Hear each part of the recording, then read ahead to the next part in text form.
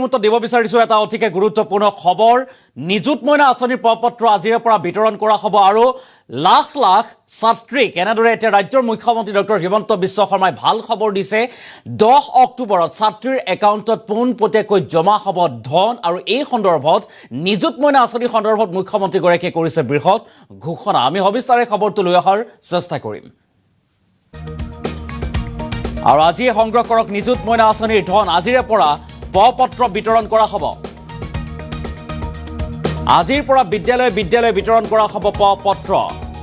আজিয়ে সংগ্ৰহ কৰক পত্ৰ এটা ডাঙৰ খবৰ 10 অক্টোবৰত ছাত্ৰীৰ একাউণ্টত জমা হ'ব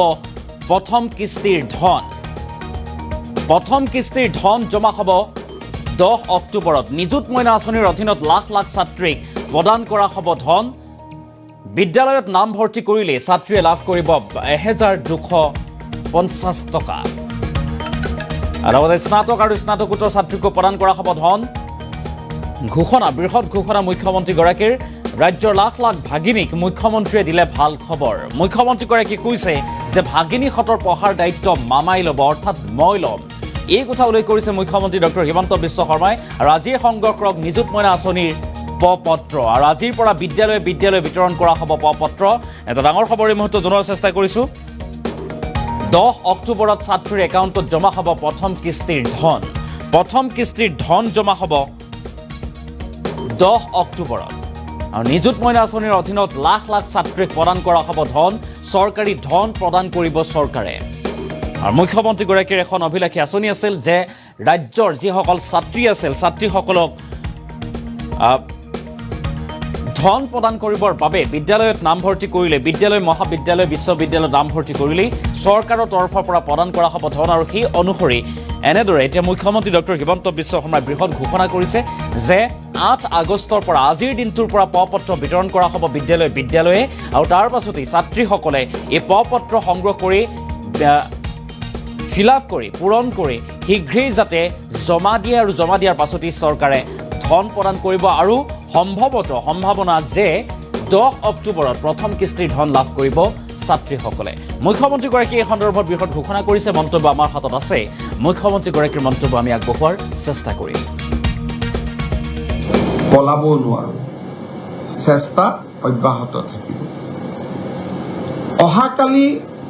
আৰু এটা আনন্দৰ দিন নিৰ্বাচনৰ সময়ত আমি বিভিন্ন জনৰ ঘৰত সমীক্ষা পত্ৰ পঠিয়াইছিলোঁ যে আপোনাৰ ঘৰৰ ছোৱালীজনীয়ে এইবাৰ নতুনকৈ ফাৰ্ষ্ট ইয়াৰত এডমিশ্যন ল'ব নেকি নিৰ্বাচনৰ সময়ত মই ফৰ্মখিনি এইকাৰণেই পঠাইছিলোঁ পৰীক্ষাৰ ৰিজাল্ট দিয়া নাছিল গাৰ্জেনসকল যাতে আশ্বস্ত হয় এইবাৰ ছোৱালীজনীৰ পঢ়াৰ দায়িত্ব মামাই ল'ব ছোৱালীজনীক কম বয়সতে বিয়া দিব নালাগে তাই মেট্ৰিক পাছ কৰিছে বিয়াৰ দৰা নিবিচাৰিব তাইৰ কাৰণে কলেজ এখন বিচাৰক হায়াৰ ছেকেণ্ডাৰী পাছ কৰিছে বিয়াৰ দৰা নিবিচাৰিব কলেজ এখন বাছক আজি সেই প্ৰতিশ্ৰুতি পালন কৰাৰ সময় আহি পৰিল অহাকালি আমি নিযুত মইনা আঁচনি আৰম্ভ কৰিম নিযুত মইনা মানে কি অৰ্থাৎ 10 লাখ মইনাক আমি এই আঁচনিখন দিম এই বছৰ প্ৰায় 3 লাখ অহা বছৰ 3 লাখ তাৰ পিছৰ বছৰ 3 লাখ 10 লাখ ছোৱালীক বা আমাৰ ভাগিনীক আমি এই আঁচনি দিম তাৰ পিছত এই আঁচনিখনৰ প্ৰভাৱ আমি বিশ্লেষণ কৰিম এই আঁচনিখনত কি পাব উচ্চতৰ মাধ্যমিক নাম যিসকলে প্ৰথম বৰ্ষত নামভৰ্তি কৰিছে তেওঁলোকে চৰকাৰৰ পৰা 1000 টকা পাব উচ্চতৰ মাধ্যমিক দ্বিতীয় বৰ্ষলৈ যেতিয়া উন্নত হ'ব তেতিয়াও পাব আৰু অহাবাৰ প্ৰথম বৰ্ষত যিসকলে নামভৰ্তি কৰিব তেওঁলোকেও পাব হায়াৰ ছেকেণ্ডাৰী পাছ কৰি যিসকলে ডিগ্ৰীত নামভৰ্তি কৰিলে তেওঁলোকে 1250 টকা পাব ছোৱালীসকলে পাব বিয়া হ'লে কিন্তু নাপাব বিয়া নোহোৱা থাকালৈকে পাব বিয়া হৈ গ'লেতো আঁচনিখনৰ অৰ্থই নাথাকিব বাল্য বিবাহটো হৈয়ে গ'ল কিন্তু বাল্য বিবাহ যাতে হ'ব নালাগে ছোৱালীজনী যাতে ঘৰৰ অৰ্থনৈতিকভাৱে বোজা হ'ব নালাগে তাৰ বাবে আমি 1250 টকা প্ৰতি মাহত দিম 10 মাহৰ বাবে 2 মাহ গৰম বন্ধ থাকে আৰু বিশ্ববিদ্যালয়ত যদি পঢ়ে 2500 টকা দিম প্ৰত্যেক মাহত অৱশ্যে বিশ্ববিদ্যালয়ৰ ছাত্ৰীগৰাকী বিবাহিত হ'লেও আমাৰ সমস্যা নাথাকে অহাকালি নিযুত মইনা আঁচনিৰ আমি প্ৰপত্ৰ বিতৰণ কৰিম সাংবাদিক মেল এখনো আছে তাতে আমি গোটেই আঁচনিখনৰ বিষয়ে বুজাই দিম মই অসমৰ প্ৰথম বৰ্ষত নামভৰ্তি কৰা সমূহ ভাগিনীক কন্যা সন্তানসকলক নিযুত মইনাৰ ফৰ্মখন সোনকালে পূৰণ কৰি দিবলৈ আহ্বান জনাম যিমানে আপোনালোকে সোনকালে ফৰ্মখন ফিল আপ কৰি দিব ময়ো সিমানে টকাকেইটা বেংকলৈ পঠাব পাৰিম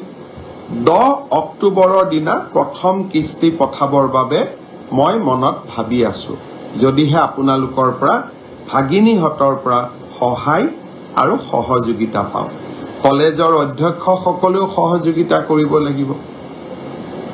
হায়াৰ ছেকেণ্ডাৰী ছেকেণ্ড ইয়াৰত পঢ়া ছোৱালীসকলক মই এতিয়াই কওঁ অহাবাৰ যেতিয়া তোমালোকে ডিগ্ৰী ফাৰ্ষ্ট ইয়াৰত নাম লগাবা বা ডিগ্ৰী থাৰ্ড ইয়াৰত পঢ়ি থকা ছোৱালীসকলক কম অহাবাৰ যেতিয়া আপোনালোকে পোষ্ট গ্ৰেজুৱেটত নাম লগাব আপোনালোকেও এই আঁচনিৰ সমভাগী হ'ব আজি